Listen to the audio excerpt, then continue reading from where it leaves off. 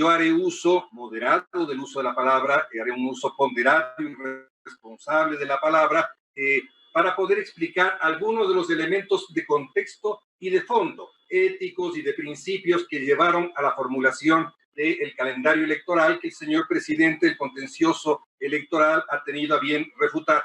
Este no es el momento ni el lugar para un careo de posiciones y peor aún para entrar en una refutación de fechas. Es el momento de reflexionar con cariz nacional, con forma nacional, con criterio nacional, reflexionar con la patria a cuestas para entender lo que está pasando y lo que debemos hacer. Consiguientemente, yo quiero reflexionar sobre algunos elementos de contexto, algunos elementos generales, tanto jurídicos como de índole institucional.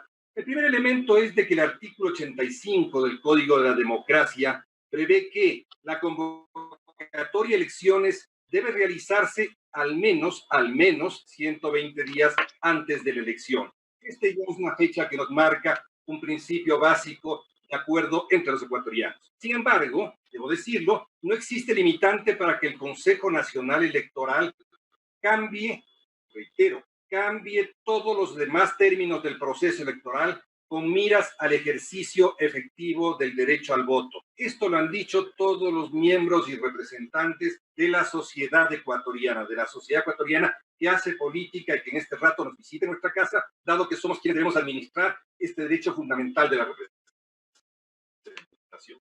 El mismo artículo 85 manda también a que los 120 días términos se cumplirán siempre que no existan otros términos especiales previstos en la ley. Reitero, que los 120 días términos se cumplirán siempre que no existan otros términos especiales previstos en la ley. Para las elecciones del 2021, el único término especial es el previsto en el numeral primero del artículo 120 de la Constitución, en concordancia con el artículo 91 del Código de la Democracia. Y es que el presidente debe ser posesionado para el cargo el 24 de mayo del año en que inicie sus funciones. Por lo que el proceso electoral deberá terminar de forma tal que la posesión pueda ser realizada. Este es nuestro gran marco, este es el marco en el cual debemos pensar la organización de aquel proceso en el cual se ejerce el derecho a la representación. Debo invocar a uno de los criterios que ya se ha puesto por parte de los miembros de la sala, que la fuerza mayor es una institución jurídica aplicable tanto en el derecho privado como en el derecho internacional público. El artículo 23 del borrador de artículos de responsabilidad internacional de los estados de la Comisión de Derecho Internacional de las Naciones Unidas la define como una fuerza irresistible o un acontecimiento imprevisto ajenos al control del Estado que hacen materialmente imposible en las circunstancias del caso cumplir con la obligación. Eso es fuerza mayor. Lo que estamos viviendo ahora es una circunstancia de fuerza mayor, quiera o no reconocer cualquier persona.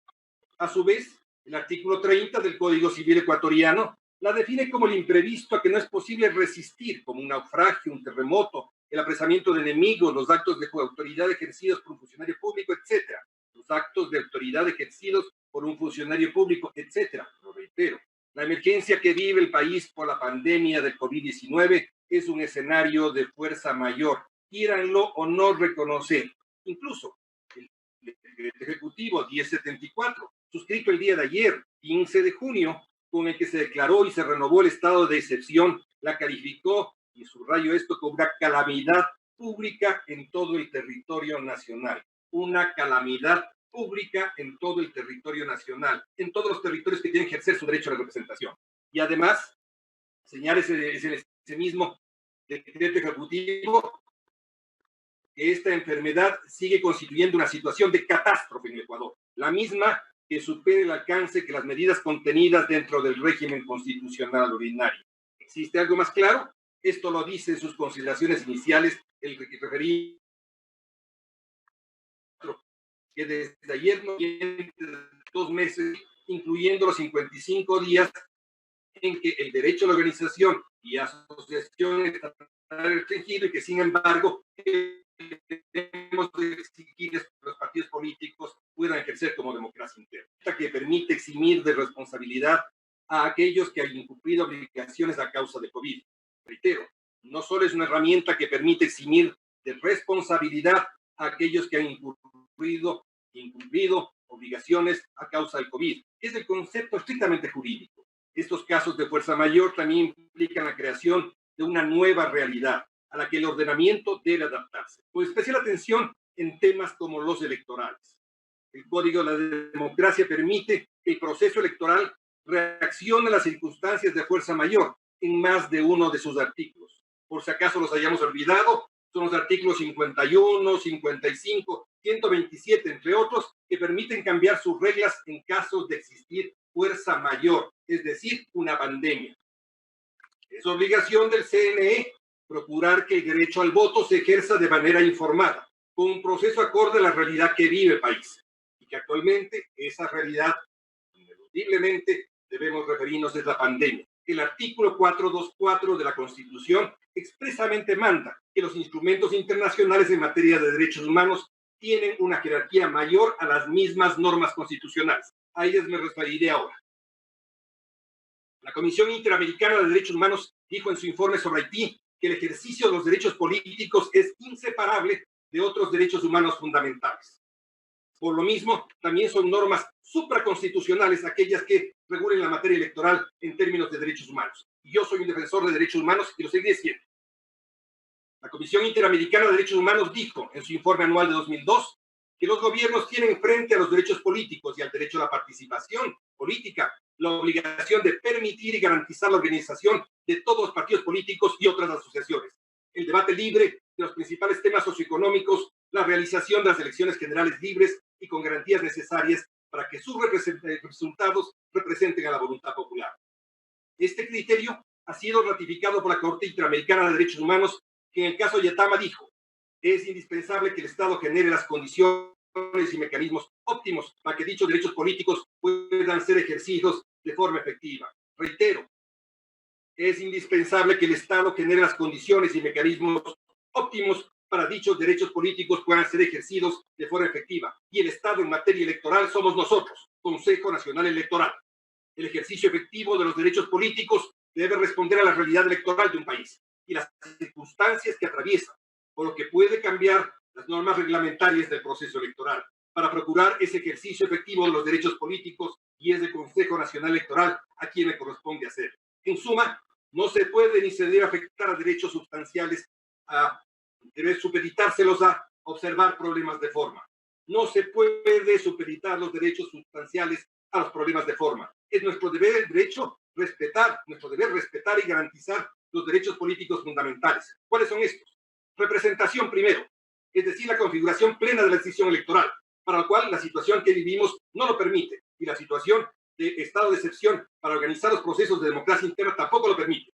De información, es decir, para designar candidatos, elegirlos, realizar campañas libres y dotadas de criterios, y difusión de programas. Tampoco permite claramente el ejercicio pleno del derecho a la organización, procesos de democracia interna, alianzas, fortalecimiento organizativo. Debo recordarles que está limitado el derecho de asociación y de reunión, por si acaso nos hayamos olvidado lo que significa un estado de excepción. Y básicamente, la alternabilidad, es decir, la renovación de autoridades y transferencia del poder. En el Código de la Democracia hay plazos que se deben cumplir. Y en el derecho internacional también hay derechos cuyas garantías se deben observar celosamente. Fundamentalmente los derechos civiles y políticos de la humanidad, más aún en esta situación de catástrofe mundial y de catástrofe nacional. Los plazos que se pusieron para actividades electorales sin pandemia no corrieron más, porque esos plazos fueron puestos sin una catástrofe de por medio, sin calamidad pública, sin 1 millón de desempleados que seguramente haya a inicios del siguiente año, sin haber duplicado la extrema pobreza como ocurre este rato. La desigualdad social es el principal atentado contra la igualdad ciudadana. Es nuestro primer enfrentamiento a elecciones desde esta situación social. Es la primera vez en que el Ecuador tiene elecciones con esa masa de pobres recientes y súbitos que no ha tenido toda su historia. Y a eso la institucionalidad tiene que responder. No tiene que responder a falsas formalidades. No pongamos trabas. Eliminemos los candados. No son candados irreversibles. No los glorifiquen, señores. Ahora todo es susceptible para cambiar, para amparar lo que ocurre con esas bases sociales de la democracia que hacen el sustento de la ciudadanía a la cual respondemos. Se ha dicho que en todo cambio debemos buscar no afectar los derechos de participación ya que los sujetos políticos pueden interponer recursos. Esta, permítame decirlo con respeto, es una lectura conservadora. La lectura actualizada, dependiendo del momento en que vivimos, a la situación del mundo, es que para garantizar los derechos debemos hacer cambios en el calendario electoral. Es la única manera de garantizar los principios que permiten la convivencia de nosotros como comunidad nacional. Reitero, se han limitado los derechos de asociación y de reunión, también los de libertad de tránsito. Bajo estas condiciones, ¿es posible hacer política, garantizar derechos, imponer plazos secundarios? Es claro que el orden constitucional vigente, dadas las especiales circunstancias, no alcanza a garantizar los derechos políticos de los ecuatorianos.